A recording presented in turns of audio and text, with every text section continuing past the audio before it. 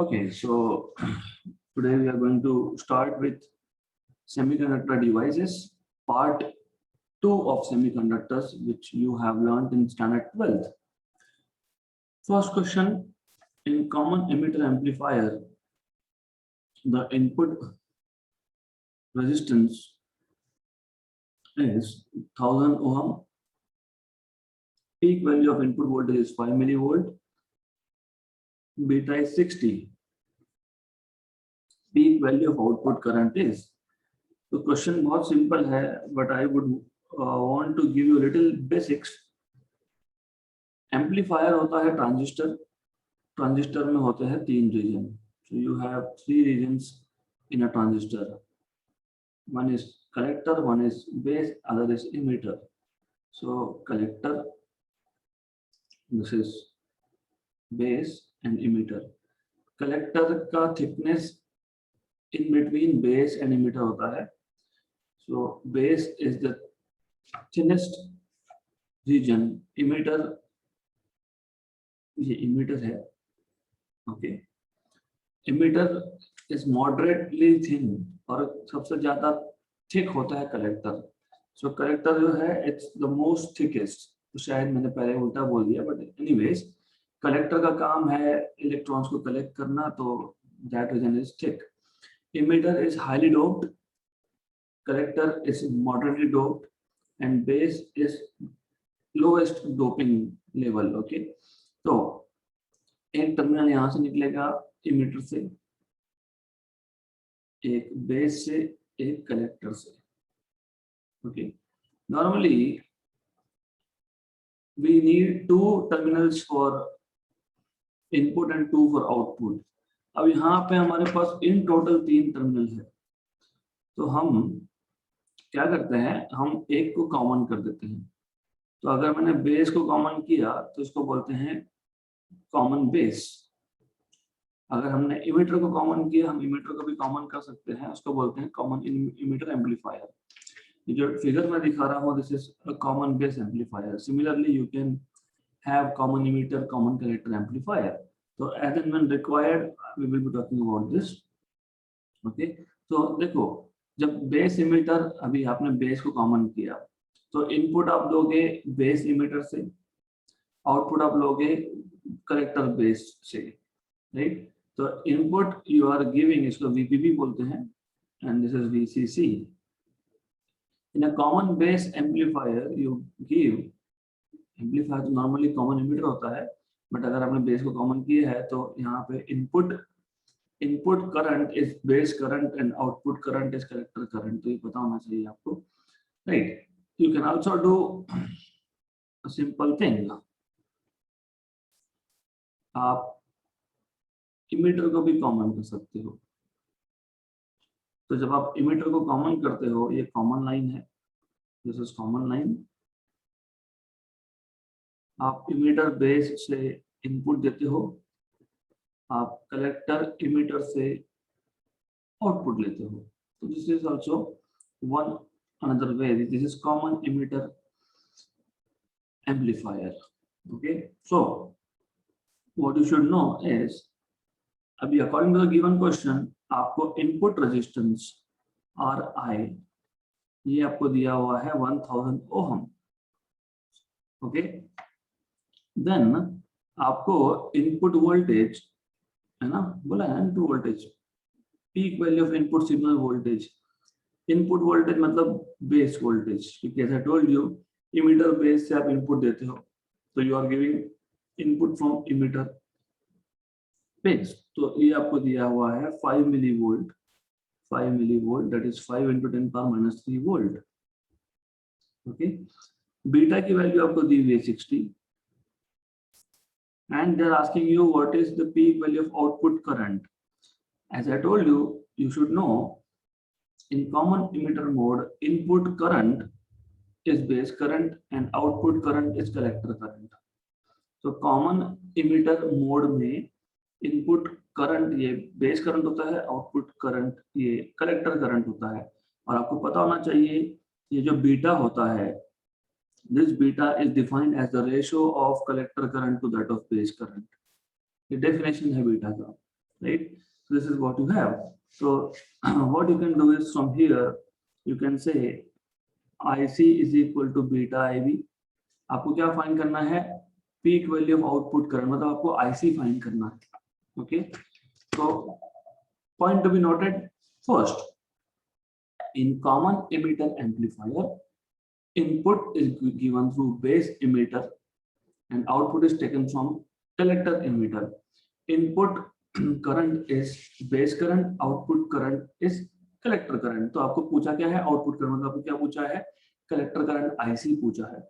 तो beta is IC by IB, तो IC is beta IB. Okay, अगर मुझे IB मिल जाता है, इफ आई हैव IB, तो क्वेश्चन सॉल्व हो गया, राइट? अब IB कैसे फाइंड करेंगे?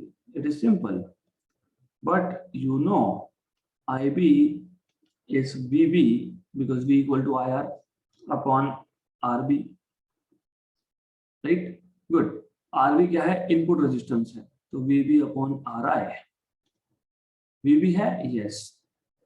तो what I'm going to do is I'm going to remove this. IB ये इनपुट करंट है, इनपुट करंट है. IB is input current. Input current मतलब input voltage upon input resistance. हमारे पास इनपुट वोल्टेज भी है, हमारे पास इनपुट रेजिस्टेंस भी है, तो हमको IB मिल जाएगा. तो from equation number 1 and 2, what you can say is, from equation number 1 and 2, you will have output current which is IC, collector current, beta IB, but IB is VI by RI. बन गया formula. Beta is 60, this is 5 millivolt upon RI is 1000 in power 3. Okay, so solve करो. Just solve this. You will have this as 300 into 10 power minus 3, और नीचे का 10 power plus 3, ऊपर का 10 power minus 3, तो ये आ जाएगा 3 into 10 power minus 4 ampere. Option number A. I will revise this quickly. To solve this question, what do you need to know? आपको ये पता होना चाहिए what are different modes of a transistor. Common base, common emitter, common collector. Transistor as an amplifier use करने के लिए हम normally common emitter mode में यूज करते हैं. कॉमन इमिटर मोड में आप इनपुट देते हो इमिटर बेस के थ्रू, आउटपुट लेते हो कलेक्टर इमिटर के थ्रू. इमिटर कॉमन है, तो emitter base, collector emitter. Okay, input current होता है बेस करंट, इनपुट रेजिस्टेंस होता है बेस रेजिस्टेंस. ओके, अब according to the given question आपको इनपुट रेजिस्टेंस 1000 ओम दिया था, आपको इनपुट वोल्टेज 500 - 3 वोल्ट दिया था, बीटा आपको दिया है 60. By definition beta is IC by IB, तो IC is beta IB. But common emitter mode में IC इज आउटपुट करंट, और आपको आउटपुट करंट ही पूछा है, तो आपको आउटपुट करंट का फॉर्मूला मिल गया, beta IB. But IB as I told you is input current, क्योंकि बेस करंट ये इनपुट करंट होता है. Input current is input voltage upon input resistance, right? तो IB की जगह पे VI by RI सब्स्टिट्यूट करो and you will get IC, that is collector current, but as you know collector current is output current, so मिल गया आपको answer. Next question, a transistor having alpha value as 0.8 is connected in common emitter configuration. तो alpha की value आपको 0.8 दिया है, इसको आपने common emitter configuration में कनेक्ट करके रखा है. When the base current changes by, so delta IB, मतलब इनपुट करंट आपने चेंज किया by an amount 6 milli ampere, then the change in collector current is, तो I will just keep it in milli ampere, क्योंकि options में सारे के सारे answer milli ampere में है. तो base current is changed by 6 milli ampere. Then what is the change in collector current? तो obviously अभी मैंने आपको बताया, just now you saw beta is IC by IB. So beta is the ratio of collector current to that of base current, या फिर beta is the ratio of change in collector current to that of change in base current, right? तो therefore आपको find क्या करना है? Change in collector current. तो आपको delta IC find करना है, that is beta times of delta IB. अब IB तो दिया है बीटा, बीटा नहीं दिया बट अल्फा दिया है। अगर आपको याद होगा beta is alpha upon 1 minus alpha, ये हमने डिराइव किया था ड्यूरिंग थ्योरी। तो beta is nothing but alpha upon 1 minus alpha, right. तो अल्फा की वैल्यू है आपके पास 0.8 अपॉन 1 माइनस 0.8 और ये 6 मिली एम्पियर है। तो ये आ जाएगा आपके पास 0.8 अपॉन 0.2 इंटू 6 मिली एम्पियर। तो ये आ जाएगा 1 ज़ा एंड 4 ज़ा, तो 24 milliampere is the total change in the collector current. This is how you are supposed to solve this particular question. Okay, so simple सा question था. Of course you have to know simple formulas, जैसे alpha और beta का relation क्या है. Next question, for a transistor the current ratio of beta DC is defined as, अभी हम बार-बार बोल रहे हैं, beta is ratio of collector current to that of base current. हमने यहाँ पे भी यूज किया, हमने पहले क्वेश्चन में भी यूज किया.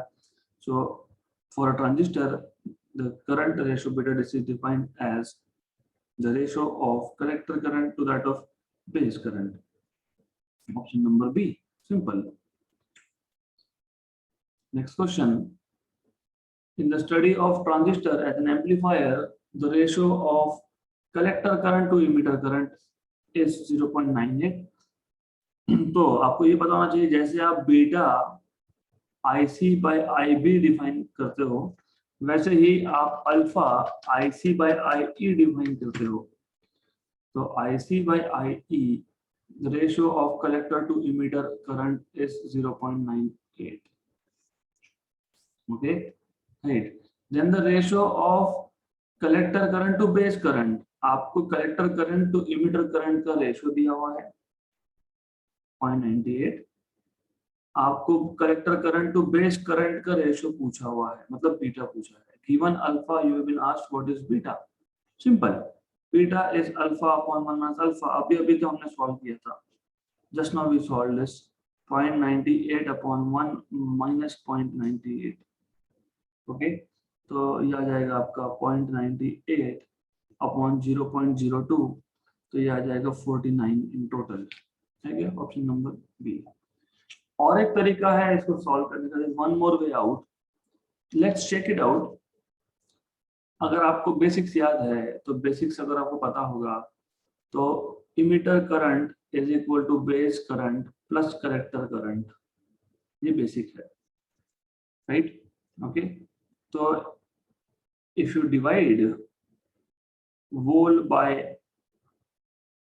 IE तो 1 equal to IB by IE. थोड़ा लेंदी हो जाएगा ये, this is going to be little lengthy, so better not do this. तो छोड़ दो इसको, but it is possible to have, आप फाइंड कर सकते हो. It's possible to get this, but anyways let's try it out. तो अभी क्या करेंगे, हमको क्या चाहिए, IC बाय IB चाहिए ना, डिवाइड बाय IB. तो IE by IB equal to IB by IB1 plus IC by IB. तो आपको यहाँ से ये मिल सकता है, लेकिन फिर IE बाय IB आपको पता नहीं है, तो that is why I was telling it is little lengthier. तो आपको IE बाय IB का रेशियो निकालना पड़ेगा. So it's advisable not to do this. एक ही मेथड से कर लो, इजी है. अल्फा और बीटा का रिलेशन पता ही है आपको.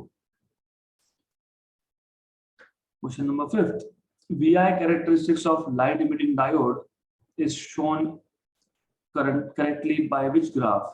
तो हमारे पास 4 ग्राफ है, इसमें से IV characteristics of light emitting diode का सही ग्राफ कौन सा है. So you must know light emitting diode is a PN junction diode.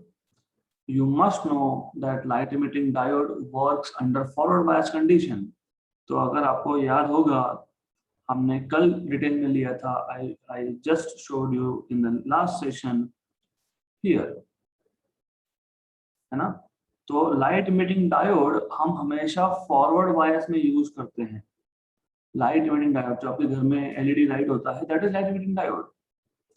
उसको चलाने के लिए बटन चालू करना पड़ता है ना, मतलब फॉरवर्ड बायस करना पड़ता है डायोड को. तो फॉरवर्ड बायस कैरेक्टरिस्टिक्स जो होंगे PN जंक्शन डायोड के, वही कैरेक्टरिस्टिक्स होंगे लाइट इमिटिंग डायोड के. So this is something which comes from theory. यहाँ पे ऑप्शन नंबर ए जो है, it is not even complete characteristics of a PN junction diode. याद रखना, PN junction diode की complete characteristics के लिए ब्रेकडाउन बहुत लेट होता है, तो ऐसा जाता है वो। तो एक ही ऑप्शन है, option number B, which is showing forward biased characteristics of a PN junction diode, and light emitting diode, as I told you, works under forward biased condition. इसलिए option number B is correct option. Okay. Next question. Which of the following regions of a transistor are respectively heavily doped and lightly doped? As I told you कि आपके पास transistor में 3 reason होते हैं, एक होता है collector, एक होता है इमिटर, एक होता है बेस।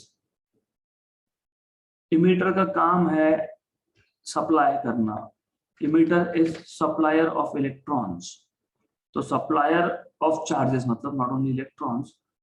अगर ये एन टाइप है तो फिर इलेक्ट्रॉन सप्लाई करेगा, this is emitter. Base P type होता है, अपोजिट टाइप होता है, फिर कलेक्टर वापस एन टाइप होता है। इमिटर का काम है टू सप्लाई चार्जेस। अब सप्लाई करने के लिए खुद के पास चार्जेस होने चाहिए, राइट? खुद के पास चार्जेस कब होंगे? जब वो हेवीली डोप्ड होगा। So emitter must be heavily doped, okay. और लाइटली डोप्ड होता है बेस, बेस का सबसे कम डोपिंग लेवल होता है। तो this is something you need to know, easy concept है। तो emitter is heavily doped and base is lightly doped, option number C. Extremely simple case. Or doping of collector is in between emitter and base. Question number 7. A transistor is used as a common emitter amplifier with load resistance. Load resistance मतलब output resistance, और output resistance होता है collector resistance, आपको पता है। You just have, हमने अभी देखा था पहले क्वेश्चन में कॉमन एमिटर एम्पलीफायर में, और ड्यूरिंग थियरी मैंने आपको पूरा टेबल बना के दिया है। कॉमन एमिटर मोड में इनपुट कहाँ से लेते हो, आउटपुट कहाँ से लेते हो। Let me see if I have that with me ready. अगर होगा तो मैं यहाँ पे वो पेस्ट कर देता हूँ। Just give me few seconds, I will check it out if it is still there with me. So that was something which is really important for you to know.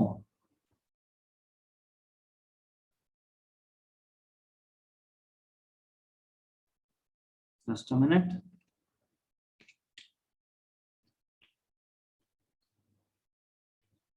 Doesn't look like it is here.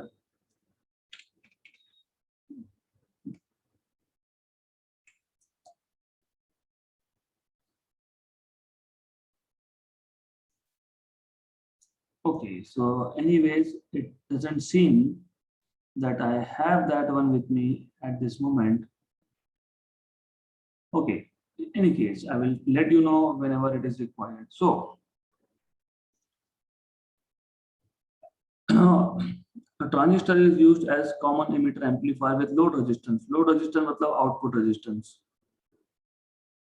2 kilo ohm का resistance है, मतलब 210³ ohm का output resistance है। Output का resistance 2 kilo ohm है। Input resistance आपको पता है, इनपुट रेजिस्टेंस मतलब बेस रेजिस्टेंस होता है, आउटपुट मतलब कलेक्टर रेजिस्टेंस होता है। This is something you already know. This is 150 ohm. Base current is changed bye, मतलब delta IB is 20 micro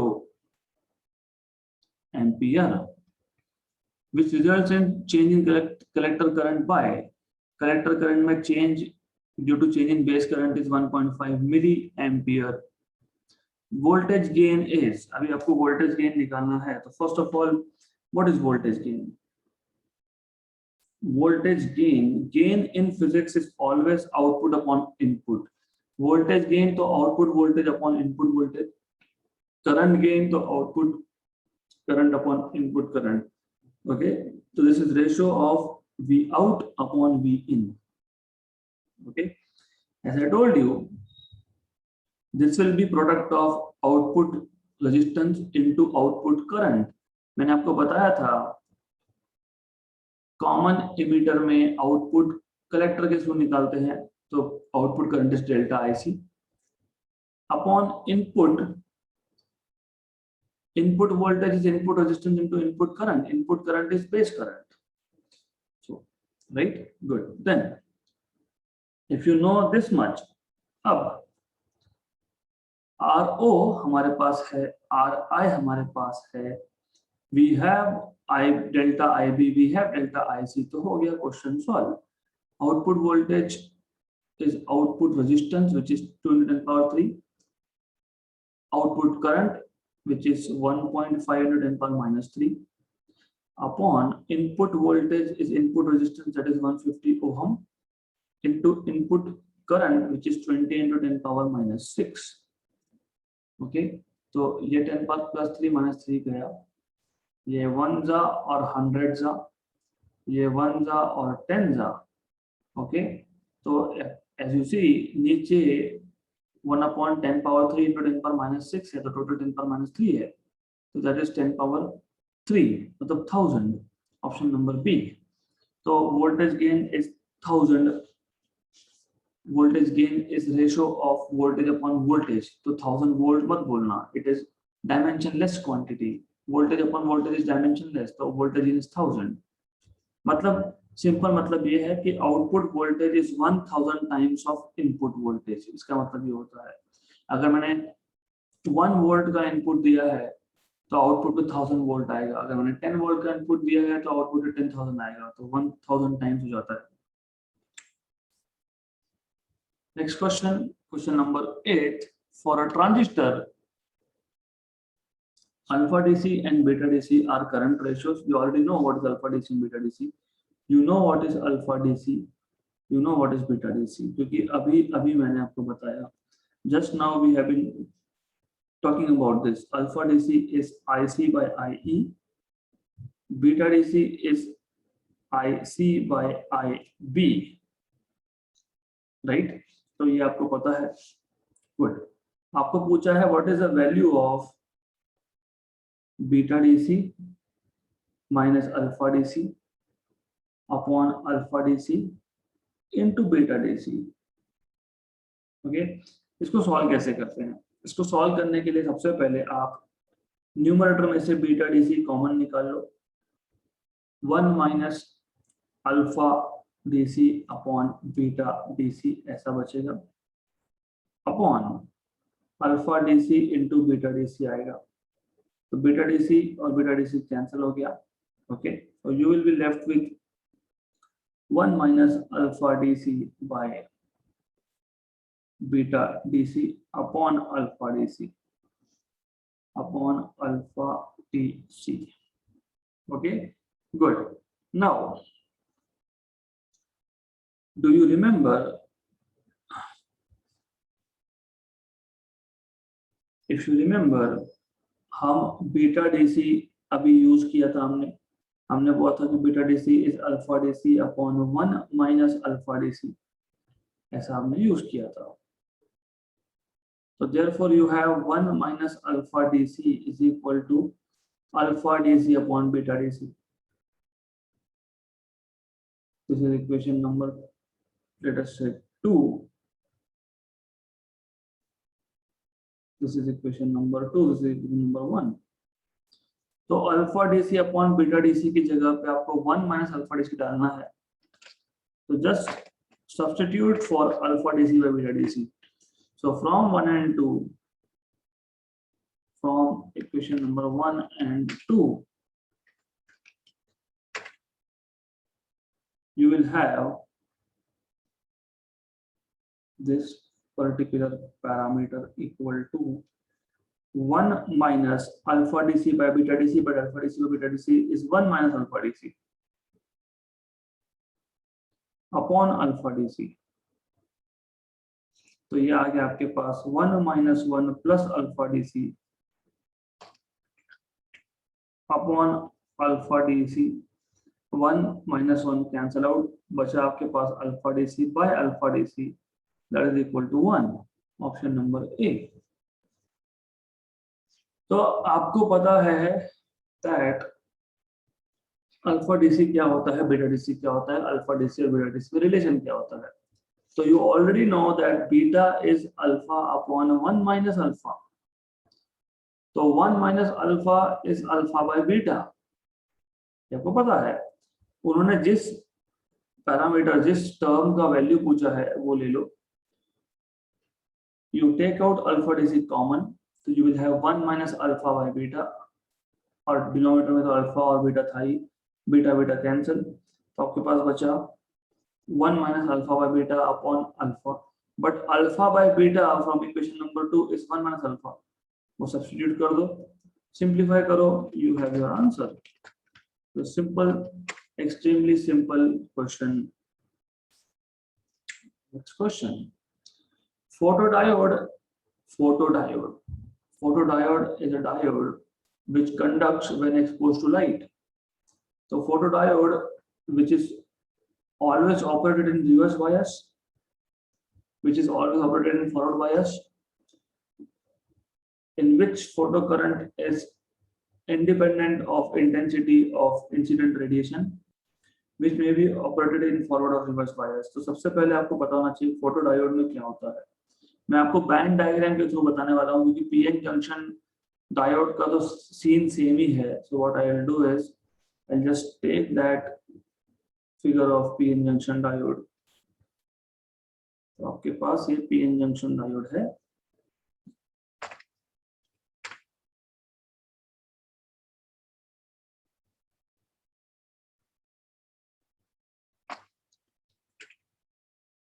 This is PN junction diode.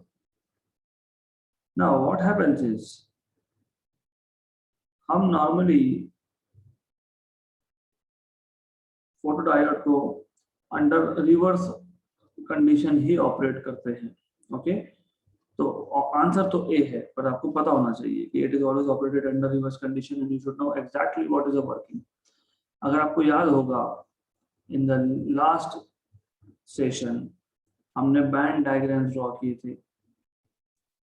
So we have band structure. We have band structure over here. Okay, right. Reverse bias में क्या होता है? Reverse bias में N type का conduction band P type की conduction band से lower level पे होता है। It is at lower level. Okay, क्योंकि रिवर्स बायस में आप इनफैक्ट ये गैप बढ़ाते हो, मतलब रिवर्स बायस में इनफैक्ट आप बैरियर पोटेंशियल को इंक्रीज करते हो। Right? What happens is, in case of photodiodes, you incident radiation on the junction, especially on the P region. Depletion layer जो P side में है वहां पे आप photon incident करते हो, so you incident photons over here.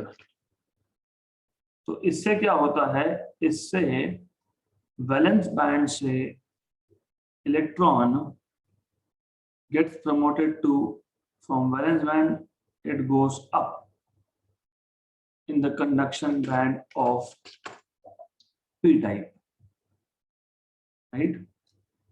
So what we do is photodiode is reverse bias. Light is incident on the depletion layer, specifically on the P type. Electrons from valence band of P type goes into conduction band of P type, from where it goes in conduction band of N type. So photodiode we operate under reverse bias condition. ये पता होना चाहिए। Photodiode is to be operated under reverse bias condition. So option number A. So it conducts current when light is incident onto it. Okay. तो अभी यही एक चीज थी that you should know. Schematic symbol of light emitting diode, light emitting diode, light emitting diode. Diode light emit कर रहा है तो arrows should be pointing outwards. Option number B. खत्म। अगर यही क्वेश्चन आता schematic symbol of photodiode, photodiode पे light incident होता है, इमिट नहीं होता है, वहां से इंसिडेंट होता है, तो ऑप्शन नंबर ए। अगर फोटोडायोड पूछा होता तो फोटोडायोड में लाइट इंसिडेंट होता है on the PN junction depletion region, और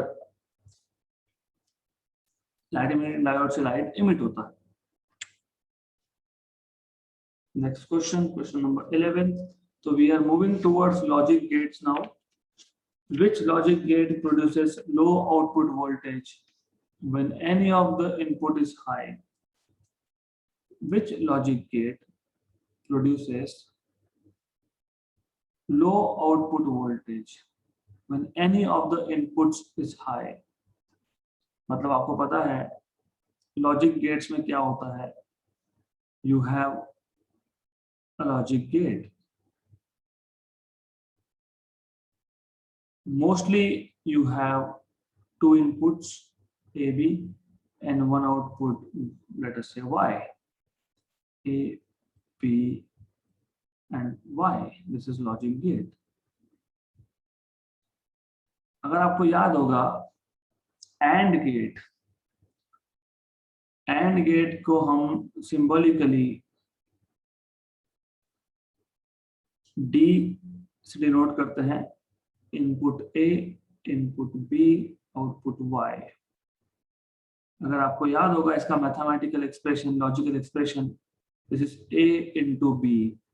अब इनपुट A, B, ये 0 0 0 1 1 0 1 1, और ये आउटपुट Y मल्टीप्लीकेशन है 0 0 0 1। हमें क्या पूछा है, which logic gate produces low voltage, मतलब 0 आउटपुट पे 0 when any of the input is high. A या B अगर हाई है या दोनों ही हाई है, ओके, तो आउटपुट पे 0 आना चाहिए। ये पहला गेट हो गया। दूसरा गेट और गेट, और गेट में आप सिंबलिकली इसको डिनोट करते हो बाय दिस पर्टिकुलर स्ट्रक्चर।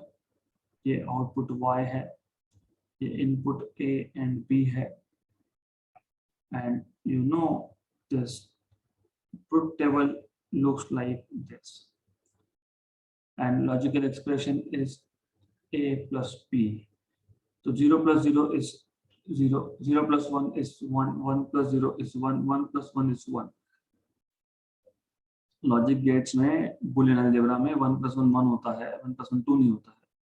तो एक भी इनपुट हाई हुआ तो आउटपुट हाई होगा, दिस इज OR गेट। तीसरा था आपके पास NAND गेट। NAND गेट में सिर्फ क्या होता है,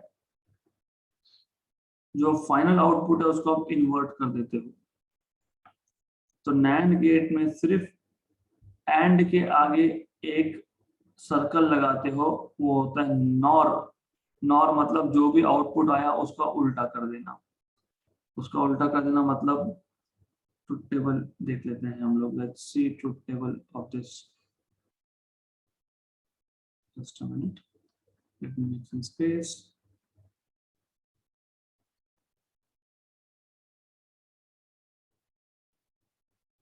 So what is to be done in NAND gate? NAND gate में क्या है, जो फाइनल आउटपुट है वो A into B का निगेशन है। अभी A into B, 0 into 0 is 0, उसका निगेशन 1। ओके, 0 into 1 is 0, उसका निगेशन 1, 1 into 0 is 0, उसका निगेशन 1, 1 into 1 is 1, उसका निगेशन 0। ये हो गया आपका third type of gate which is NAND gate. NOR gate में इसका OR गेट का निगेशन होता है। So in case of NOR which is not OR, NOR is not of OR, negation of OR, that is NOR। यहाँ पे Y equal to A plus B बार हो जाता है। यहाँ पे OR गेट का जो भी आपको आउटपुट मिलेगा उसको निगेट करोगे, उसका अपोजिट लोगे। तो 0 plus 0 is 0, उसका निगेशन 1। 0 plus 1 is 1, उसका निगेशन 0। 1 प्लस 0 इज 1, उसका निगेशन 0, 1 प्लस 1 इज 1, उसका निगेशन 0। तो ये ट्रुथ टेबल आपको क्या बता रहा है? आपको बता रहा है कि दोनों में से एक भी इनपुट या दोनों ही इनपुट हाई हुए तो आउटपुट लो होगा। अब क्वेश्चन पढ़ो, which logic gate produces low output when any of the input is high? NOR। तो दोनों के दोनों या दोनों में से एक भी अगर इनपुट हाई हुआ तो आउटपुट लो होगा, that is NOR gate. Okay, good. Next question, for a transistor the current ratio alpha DC is 69/70। और याद रखना अल्फा DC की वैल्यू हमेशा 1 से छोटी होती है और बीटा DC की वैल्यू 1 से बड़ी होती है।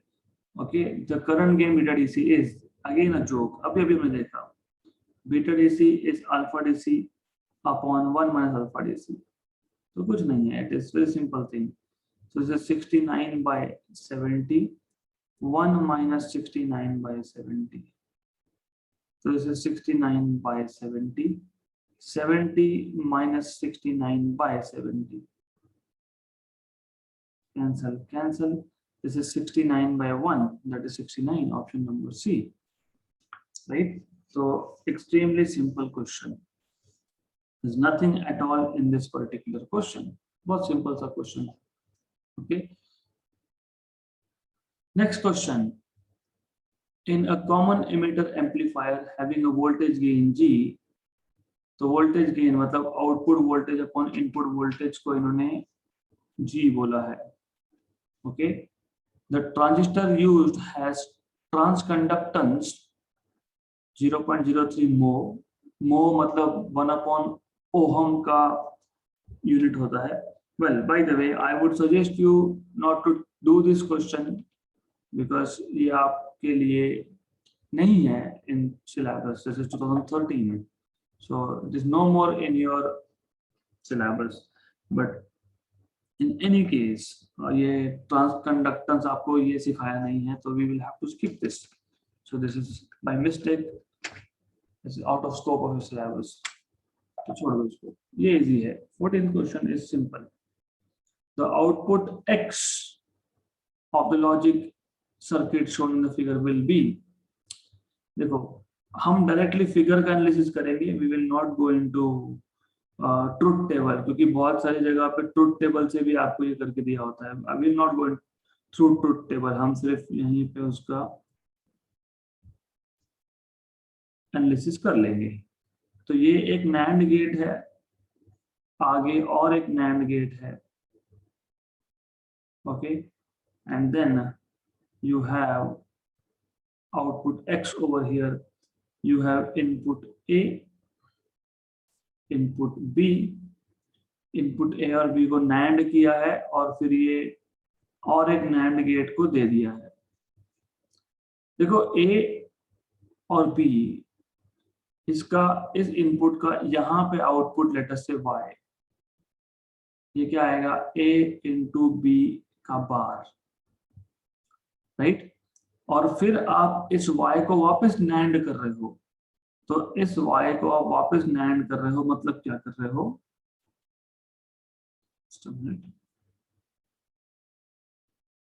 इसको वापस NAND करने का क्या मतलब होता है कि y का भी AND करना, राइट।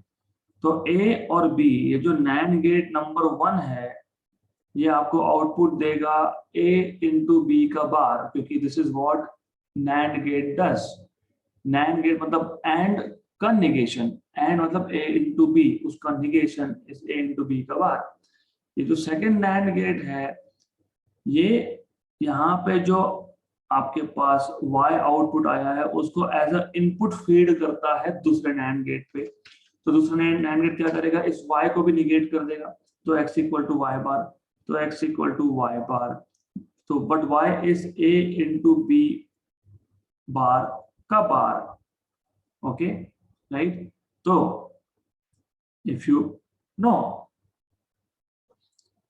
डी मॉर्गन्स लॉ, अगर आपको याद है डी मॉर्गन्स लॉ, तो A into B, De Morgan की जरूरत भी नहीं है वैसे, बाय द वे, बार का bar is just A into B। A into B है क्या? Option number C. मैं बताता हूँ मतलब क्या है, सिंपल लैंग्वेज। मान लो मेरे पास एक A इनपुट था जिसका वैल्यू 0 है, इनपुट इज लो, उसका नेगेशन मतलब 0 का 1 हो गया, उसका वापस नेगेशन मतलब वापस से 0 हो गया। A था 0, उसका नेगेशन 1, उसका वापस नेगेशन 0, मतलब A double negation is A, double negation of A इज A, तो double negation of A into B is A into B. खत्म है क्या? डबल नेगेशन है, तो double negation of A into B is again A into B. That's what they are trying to tell you, this simple thing. एकदम simple सा question था ये, nothing was there. Okay, so that's it for today. We should stop at this point. We'll do more questions on this in the next session.